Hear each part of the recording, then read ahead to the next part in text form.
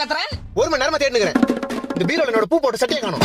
பீரோலயும் சரி வாழ்க்கையிலயும் சரி நான் தேடுற விஷயம் மட்டும் கிடைக்க மாட்டேங்குது. டேய் பீரோல தான் மடிச்சு வச்சேன் பாருடா. நான் கபோர்ட்ல தேடினுக்கிறேன். நானும் பீரோல தான் தேடினுக்கிறேன்.